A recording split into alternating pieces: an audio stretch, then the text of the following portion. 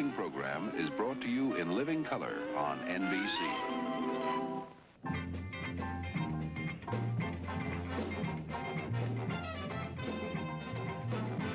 Tonight on Kraft Music Hall, the Friars roast Jack Benny,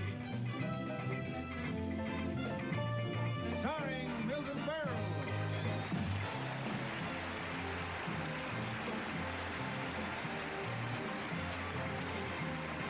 George Burns.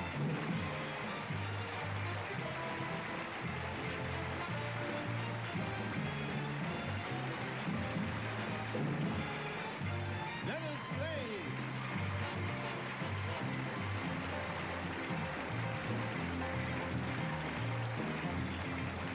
Bill Harris.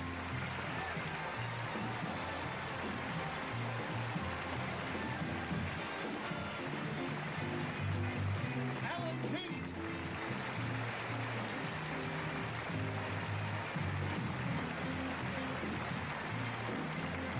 Ed Sullivan.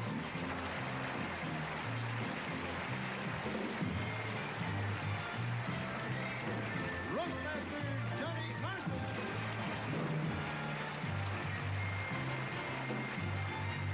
And our guest of honor, Jack Benny.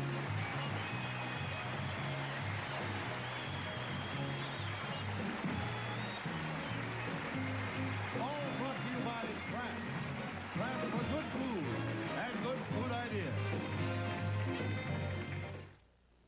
Ladies and gentlemen, the Vice President of the United States, the Honorable Spiro Agnew.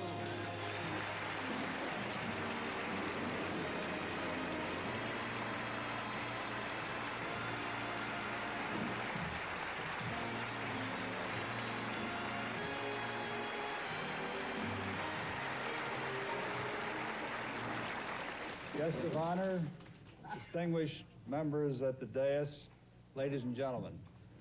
Tonight, the Friars Club, an organization of good fellows dedicated to philanthropic and charitable causes since its beginning in 1904, gathered together to honor one of its own, Jack Benny.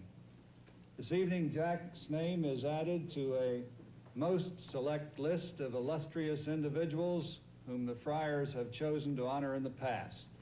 Distinguished names like Enrico Caruso, Clark Gable, George M. Cohan, Nat King Cole, Humphrey Bogart, Bing Crosby, and Mayor James J. Walker. So tonight we pay tribute to a man who, in the election of 1968, threw his support to Richard M. Nixon, who promptly threw it right back at him. Now, wait a minute. Now, it's not that the president didn't welcome Jack's support. It's just that he was apprehensive when he learned that Jack had also thrown his support to Tom Dewey, Wendell Willkie, Alf Landon, and William Jennings Bryan. Looking around, I see on this dais some of the greatest comedy talents in this country. So I'm not going to compete with them and do jokes about Jack's stinginess or how old he is. I don't know how old Jack is. All I can tell you is that the Treasury Department sent me Jack's income tax return, and his Social Security number was 1.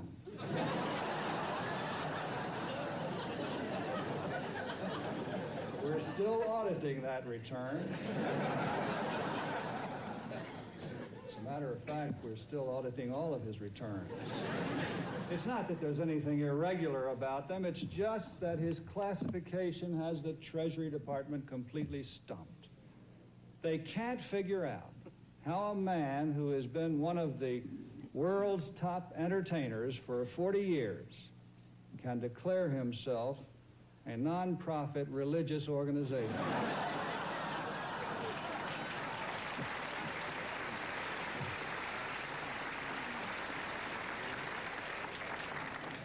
Now, I've gone and done what I said I wasn't going to do. I've told jokes about Jack's stinginess and about his age. And I'm going to stop right now. Instead, I'm going to talk about the human side of a great comedian, Bob Hope. I'm sorry, Jack, but Bob told me he'd never let me beat him at golf if I didn't throw that one in.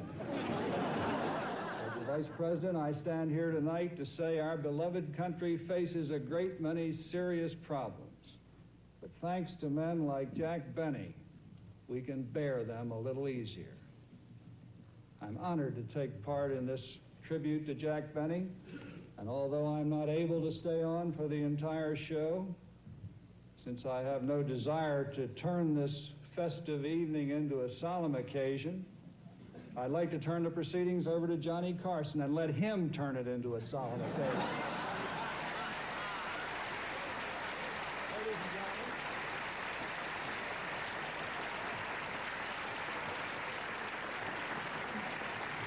gentlemen, tonight's roast master, Mr. Johnny Carson.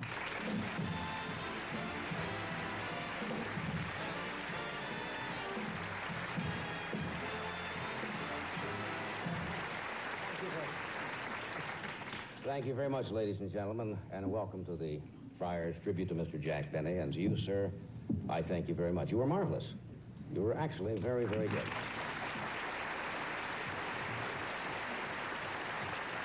I don't know how to take those kind It just words. goes to show that the Vice President can be funny even when he's not making a political speech.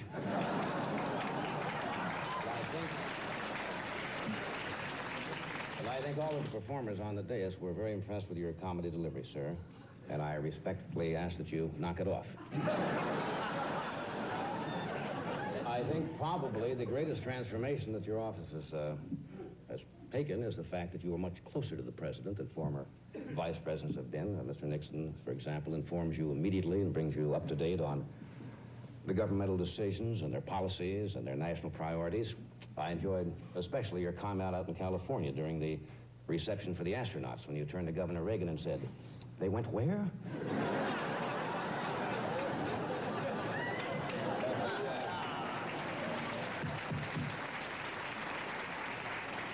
But the Vice President has been a guest on the Tonight Show, and he enjoys a good joke, and he doesn't take them seriously at all, as I was telling the desk sergeant yesterday during my Army physical.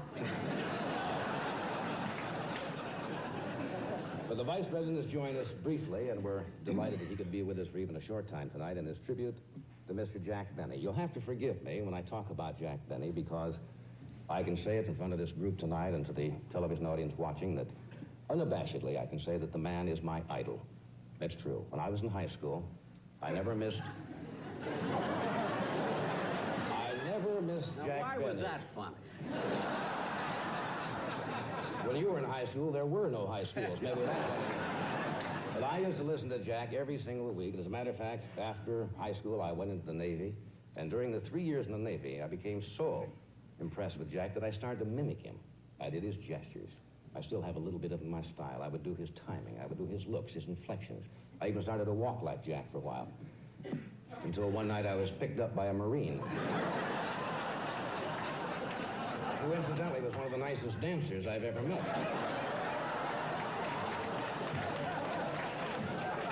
Jack, I am proud to be the roast master. Am I going too fast, Milton? Did your pencil break?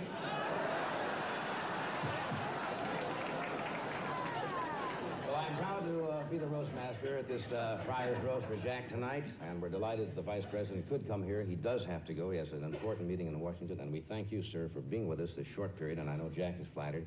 And we will continue, and you'll meet our next speaker in just a minute.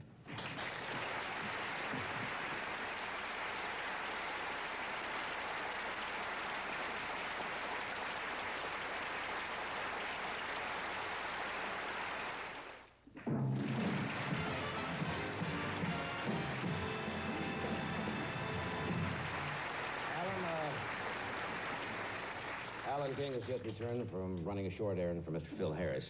You know, for 30 years, Phil's mammy has been broiling hammy in Alabama, and we're all pretty sick of it by now. So now I present to you a man who, when he says I'll have one for the road, means the entire federal interstate highway system, Mr. Phil Harris.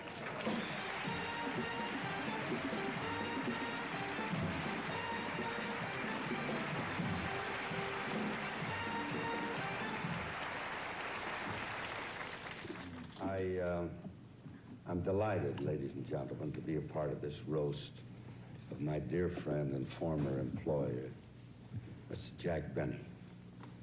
When I first met Jack, I was a simple country boy from Nashville, Tennessee, unused to the seductions, exotic pleasures, and scintillating sophistication of Hollywood. But Jack taught me everything, including how to use big words like them there I just used. But Jack hired me for his show, and the first time that I went to his house for dinner, we're sitting around waiting for dinner, and Jack says, "Would you like to have a drink?" I said, "Yes, I'll have a cherry phosphate, please." Jack says, "No, I mean liquor." Well, I drew back in horror.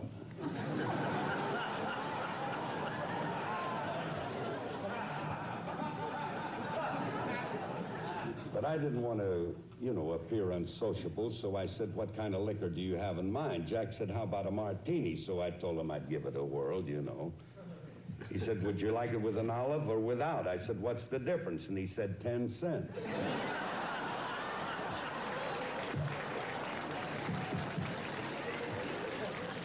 That's the night he got me started. I had one martini with an olive, then another one, and then another one, and finally I told him to leave the olive out. It was taking up too much room. But I'll say one thing. Jack's campaign to make me into a Hollywood gentleman was to get me a whole new wardrobe. He said he knew a place where you could walk up one flight and save $10. I got up there, and I was dazzled by the selection of suits, coats, trousers.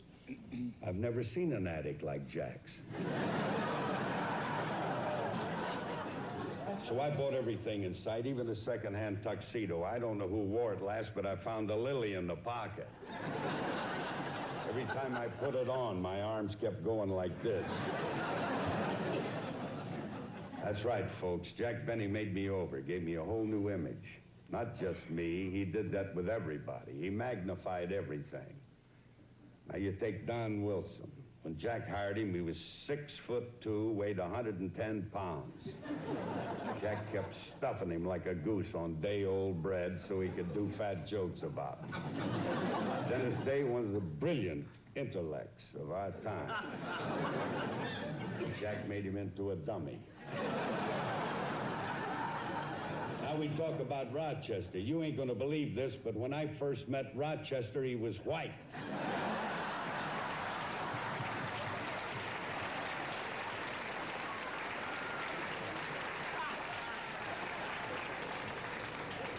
Well, be it as it may, and I'm not sure it was, but I know, I now had myself a brand new image thanks to Jackson. I had curly hair, flashy clothes, a lot of booze, and Jack told me I had to stop living at the YMCA. And the Y told me the same thing. Well, Jack took me by the hand once again. He said that he knew just the apartment for me, and the next day I moved into a place called the Benny Arms. I've never seen anything like this. High class. It's classy. I mean, the most high-class place that I've ever been in my life that was legal. Uniformed doorman in front, bellhop in the lobby, and an armed guard in the bathroom. That's so nobody could crawl under without paying, you understand? But somehow something was still missing from my life, and I don't know what it was, until one day Jack came over and said, "Hey, Phil, how would you like to meet some girls?" I said, "What?"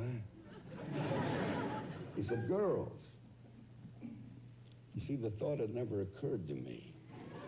I was so embarrassed that my face got beet red, and it stayed that way ever since, But Jack insisted. He said that he'd give me his old dating book that was filled with names of chorus girls that he had known. Of course, it took me a while to round them up because the book just had addresses but no numbers. You see, when Jack was dating, the telephone hadn't been invented yet. But I met Folly's girls who hadn't committed a folly in 80 years. There's no end to the things that Jack Benny taught me. He put the first deck of cards in my hand, took me to our first nightclub, showed me how to shoot craps at Las Vegas, told me how to bet on the horses. That's right, Jackson. You made me what I am today, and I love you for it. But Alice ain't never gonna forgive you.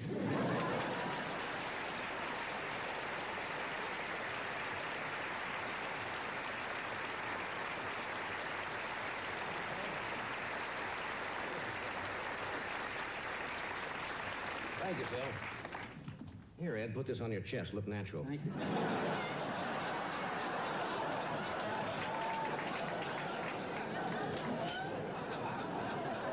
But now I would like to introduce another one of the... You know, I'm so busy making notes that I haven't heard a thing. I'm so busy stealing them, I haven't. That one won't go in the time capsule, Milton. Just wanted to get you going. Glad you called on me. I would like to introduce now another That regular... was Milton Berle that just got up, Ed.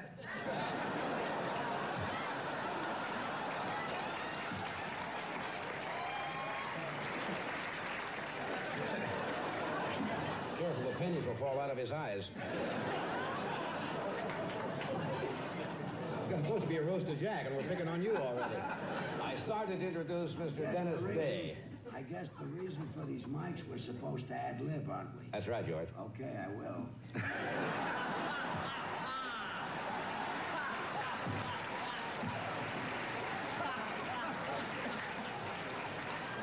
18 jokes have been done. George says I will, and Jack falls off the chair. I gotta talk to you, George. I don't know why. Dennis is getting older by the minute. But he was a regular on Jack's show for several centuries. Dennis Day is the only man I know who thinks Wayne Newton is a baritone. As a matter of fact, in Ireland, Dennis's voice has often been compared with a nightingale in pursuit of its lover. That's a rough translation, actually, from the Gaelic. What they really said, he sounded like a sparrow in heat. Here is the kid himself. Talk, Dennis.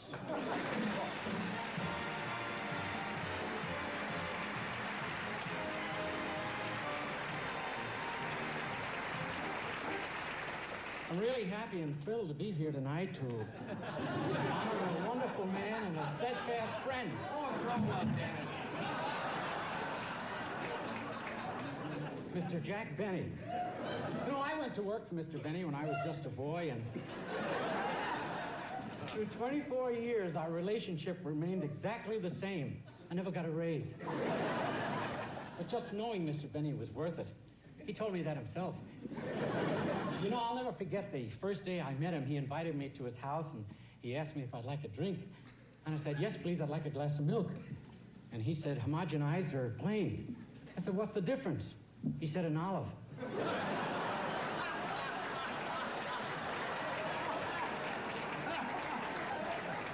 I didn't know what that meant, but I laughed anyway. Mr. Benny, you know, he always took a personal interest in me. For instance, he thought it would help my appearance if I had a new wardrobe. And just by luck, he knew a place where I could get a discount. He even took me there personally. I'd never seen an attic like that before.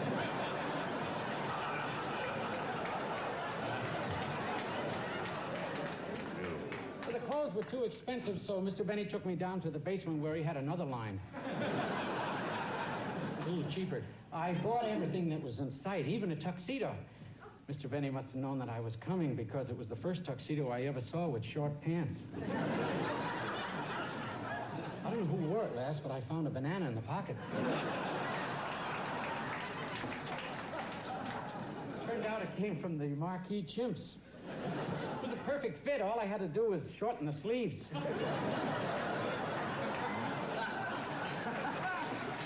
13 inches.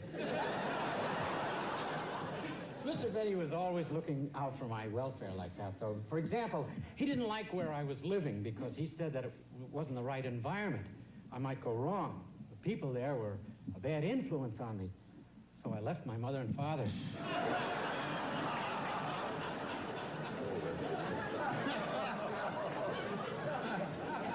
And I moved into my own apartment. It was a place called the Benny Arms.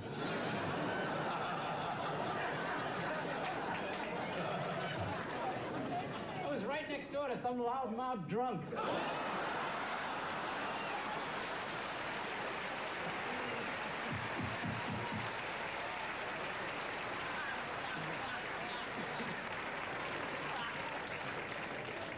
I would have moved out, but I was making a fortune in tips, helping old Follies girls up and down the stairs.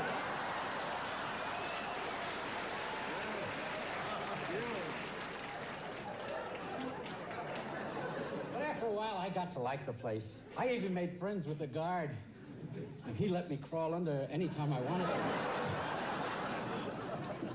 But not only did Mr. Benny provide me with my own apartment, but he also thought that a 17-year-old boy should meet some girls.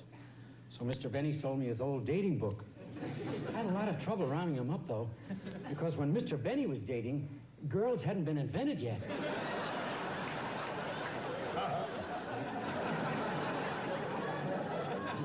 You're too damn funny to suit me.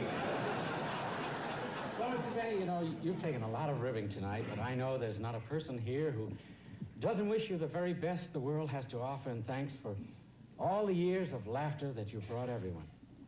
And it goes without saying that those are my sentiments, too. Oh, my mother would have sent her regards, but she doesn't like you.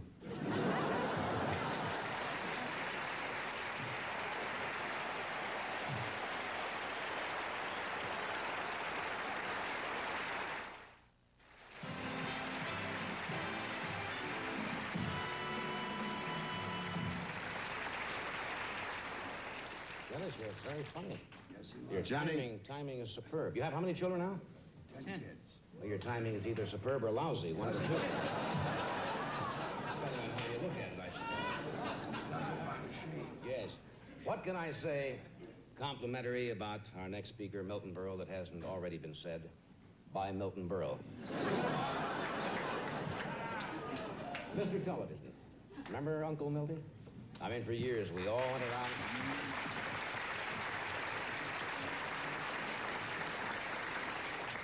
Well, for years, we all thought of him as our uncle. Assuming your uncle walks around on the sides of his feet and wears a dress. I like to think of Milton as the Myra Breckinridge of comedy. And it's always nostalgic when Milton appears on a dais with other comedians. It's kind of like going back and paying a visit to your material. Ladies and gentlemen, Milton Berle.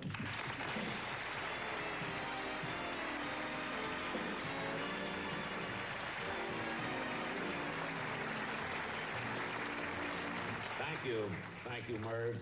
It's,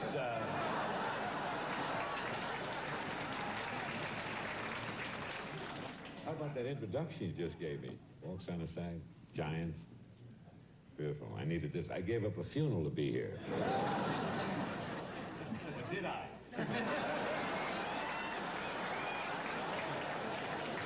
But I must tell this...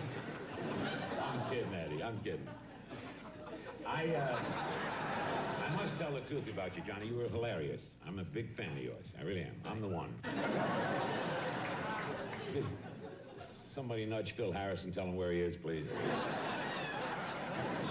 And he has a great mind, Phil Harris. Give him a glass of wine, and he'll not only tell you the year it was made, but he'll also tell you the name of the broad who jumped on the grapes.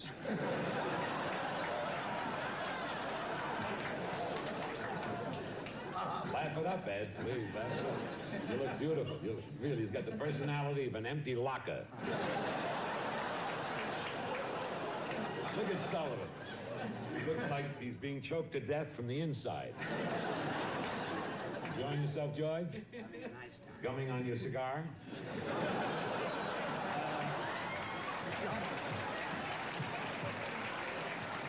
I think you just embarrassed me. I didn't embarrass you. Dolly Madison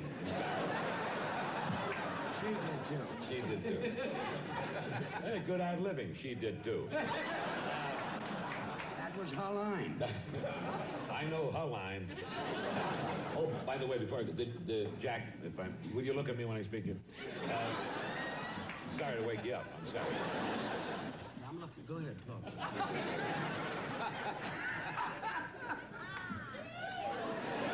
Boy, if I ever switch, you're first.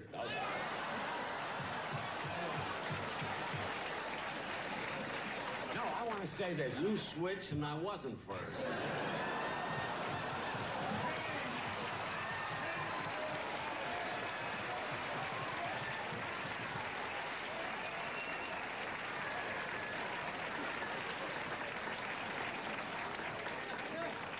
wish I'd have said that. Dennis, would you like to leave the room?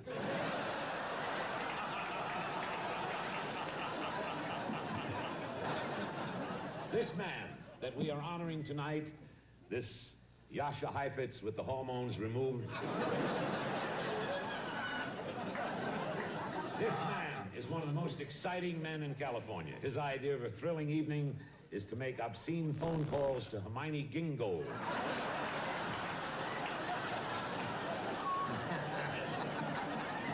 His biggest thrill on Sundays is to wake up his leg.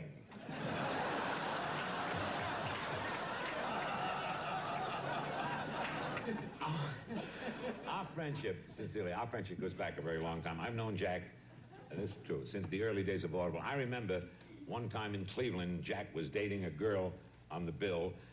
She was a contortionist. Jack loved to take her out to dinner every night because of the great tricks she used to do. She used to get up in the chair, bend over backwards, and pick up the check with her teeth.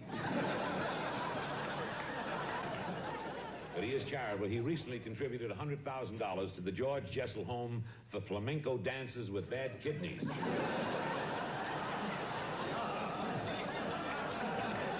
This man that we are honoring tonight, I have to be truthful, I'm sorry, gives away nothing. Nothing! I'm getting mad now. Oh, are you? Yeah, okay. This is the only man I know who has a burglar alarm on his garbage can. Every night he waits until Mary falls asleep and then turns off her side of the electric blanket. When Benny pays for his own dinner, he thinks he's treating. No, I don't want to stay on too long. But let me conclude my portion by saying, Jack, honestly, it's really a great pleasure to be here. Everything I've said about you, Jack, and everything that everyone has said about Noah is in jest and in fun.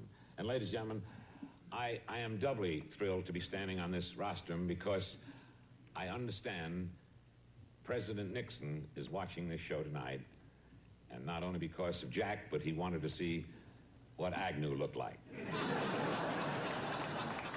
you very much.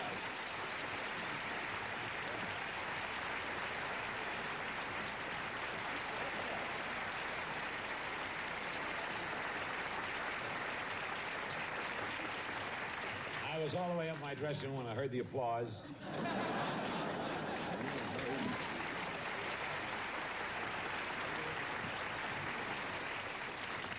It's wonderful to be appearing on Milton's telethon.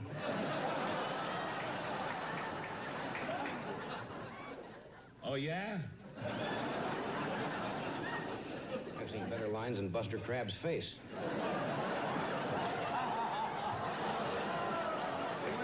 I got a line here to close the network. I don't... 20 years ago.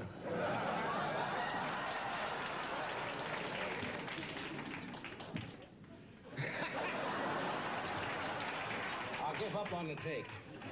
And now, Ed, you're coming up next. Want to turn on your... Alan. I just want to get full of booze. All right. You're coming up next, Ed. You want to turn on your pacemaker?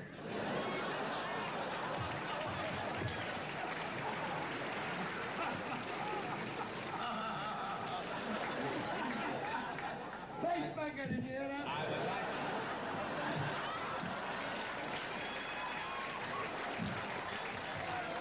I'm with NBC this year. I don't need you. Be careful, Alan. Ed used up his one gesture of the night. I do. I would like to tell you about an experience of appearing on Ed Sullivan's show. When you appear on Ed's television show for the first time, is it a traumatic experience? I was in California in 1954. I had a call from Ed Sullivan. I rushed back, was excited to be on the show. I brought my little jokes along. And Ed gave me the usual comedy position on the show, being the master showman he is, of following Charlton Heston, reading excerpts from the Old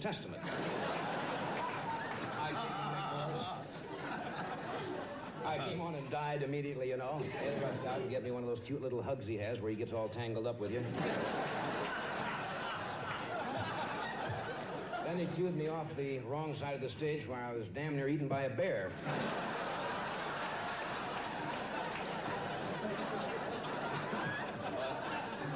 I know Ed well, and he's been preparing for this dinner for weeks, attempting to frame his remark.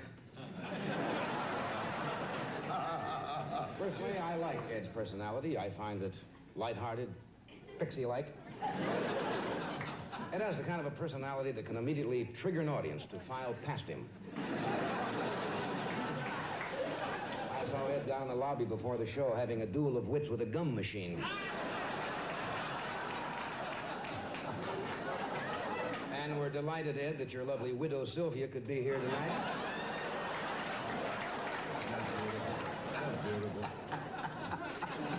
And all of us I know on the dais here are eagerly looking forward to hearing your remarks. But don't forget to lock up. Ladies and gentlemen, Mr. Excitement, Mr. Ed Sullivan.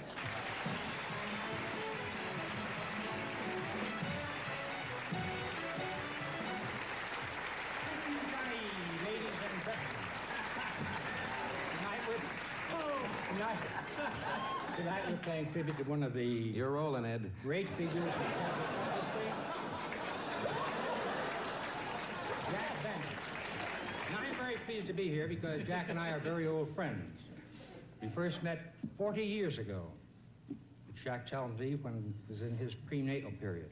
As a matter of fact, Jack's very first radio appearance was on my CBS show back in 1932.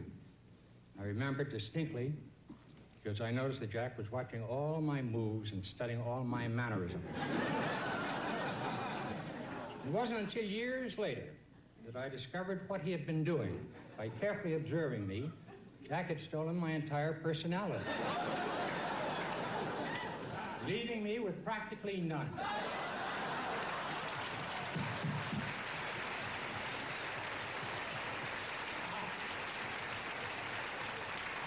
Tell you step by step exactly what I mean. For example, I was the very first man in show business ever to fold his arms like this.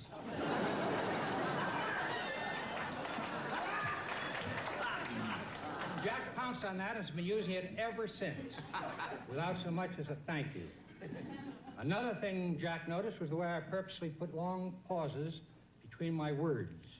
I practiced for years, developing that hesitation in my speech, knowing that the audience would be kept on the edge of their chair, wondering what my next words would be, whether there would be any at all. And hoping there wouldn't. That too. And when he, too, began pausing between words, I had to go one better, and I started pausing between syllables. If the truth be known, the only thing that Jack Benny didn't steal from me is his walk. He stole that from my wife, Sylvia. Yes, when Jack Benny first met me, he was nothing but an empty shell. By stealing my personality, he became one of the finest comedians in the country. So today, when Jack Benny gets laughs, those are really my laughs. Meanwhile, I'm stuck with material like, let's hear it for the bouncing Bartoks.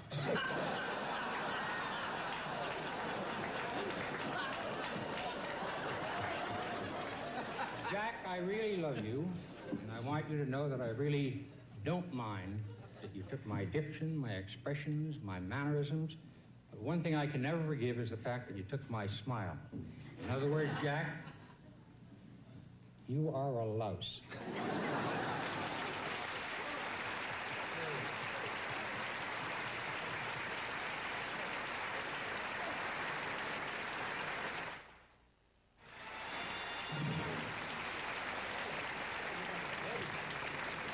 My pleasure now to introduce my friend, Alan King. Yeah. Actually, I should say something nice about Alan. He's been very successful. He's been very generous with his money. His comedy has built many hospitals in Israel, which is only fair because it's made a lot of people sick in this country. Would you welcome, please, the Adolphe Monjou, the crabgrass set, and the Friars historian, Alan King.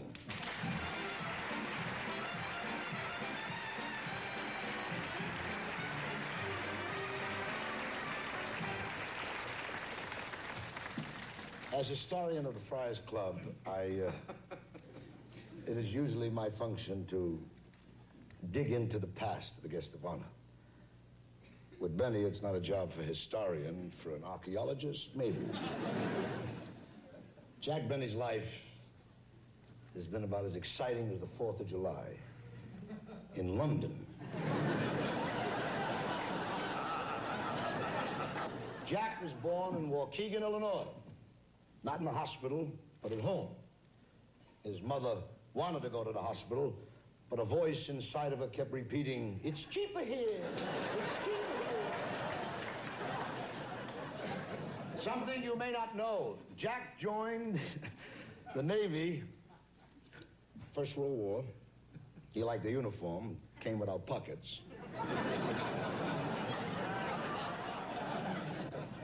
His record shows that he served aboard 3 ships, the Nina, the Pinta, and the Santa Maria.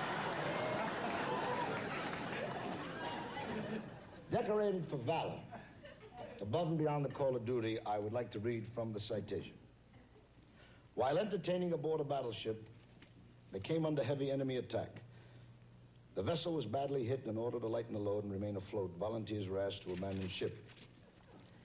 Jack stepped forward and uttered these now famous words, "I have but one life to give for my country," and threw his piano player overboard.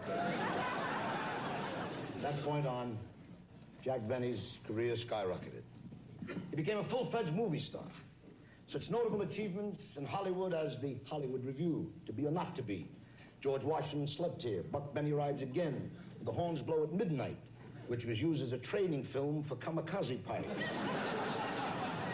Jack always considered his most artistic achievement the title role in Charlie's Aunt, which afforded him the luxury of wearing his own wardrobe.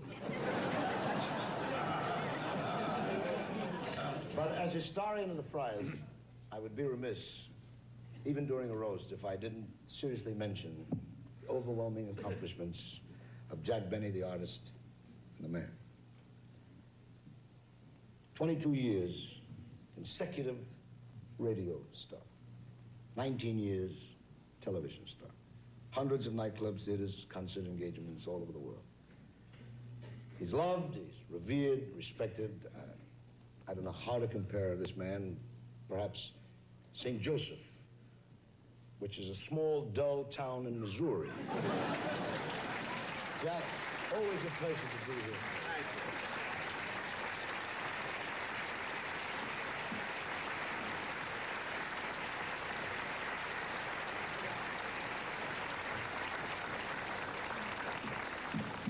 It's all right, Alan. Historians aren't supposed to be funny. Ladies and gentlemen, no dais that purports to represent the friends of Jack Benny and to be a tribute would be complete without the appearance of his best friend, George Burns. George, of course, as you know, Jack, is known for his ability to break you up at any time. Not that it's hard to do. I see you fall down over a speech by Carl Munt. Do welcome, please, Jack Benny's security blanket, George Burns.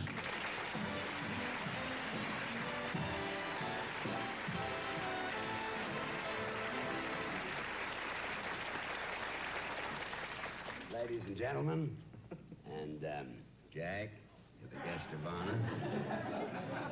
If you'd like to laugh now, we'll get it over with. And Johnny Carson. Well, that's pretty funny, the name Johnny Carson.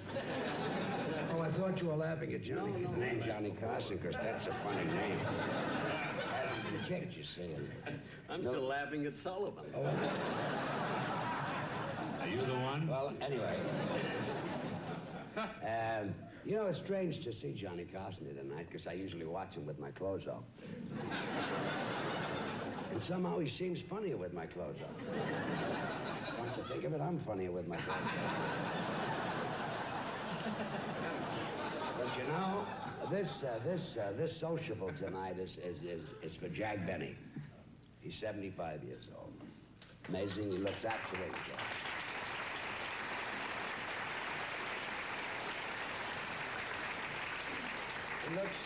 He looks absolutely wonderful. He looks as young as Groucho Marx.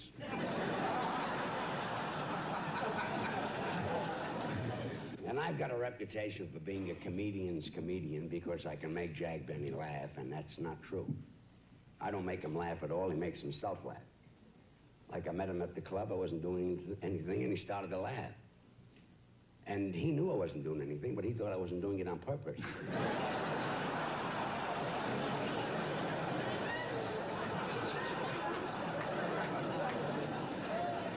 One night, the Edward G. Robinsons gave a party, sort of a musicale for Grace Moore.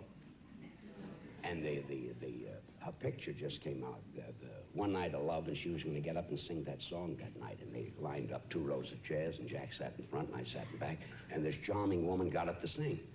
And I leaned over to Jack. I said, Jack, if you laugh when she starts to sing, that would be very rude.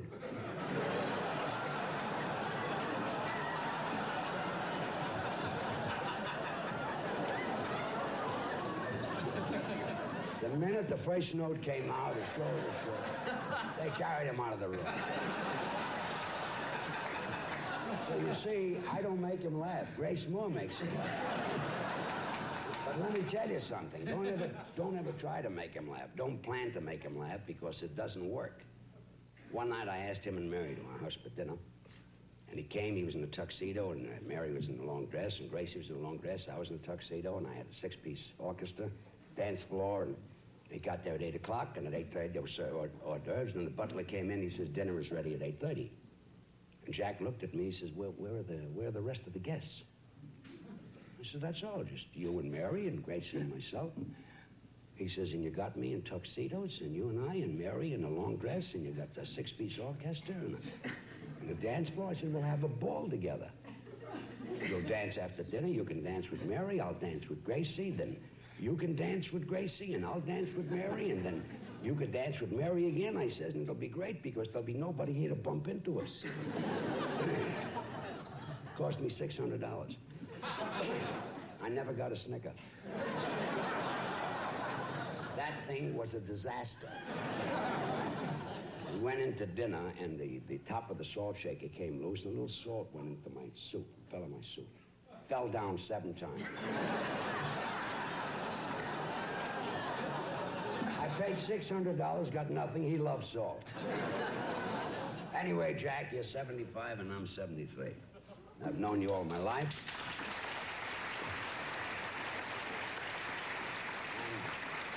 I've known you all my life, Jack, and I can truly say this, I've never met a nicer man. You're a fine man, and I only hope when I get to be your age, I'll look as good as Groucho does, too.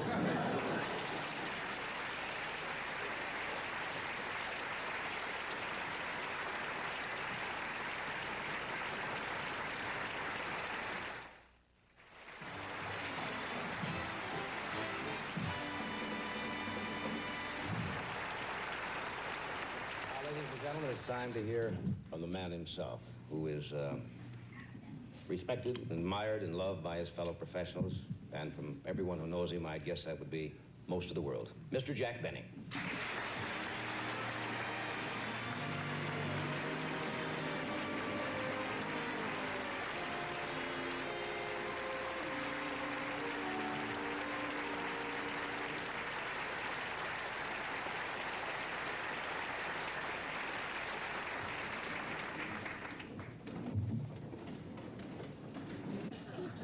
In reviewing the evening, I would like to say, first of all, how very flattered I am that the Vice President could be here tonight, even for this short time.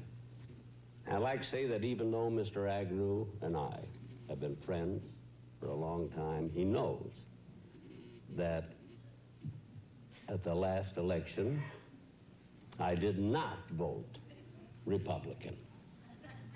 Neither did I vote Democratic. You see, I happen to be a registered Whig.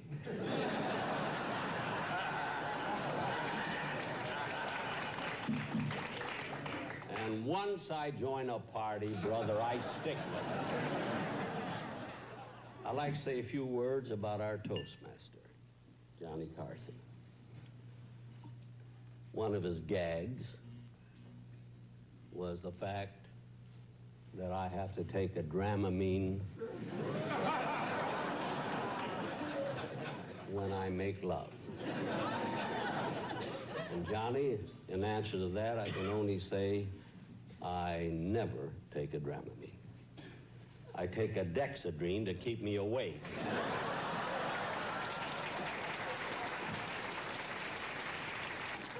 Then he mentioned the fact, as did some others,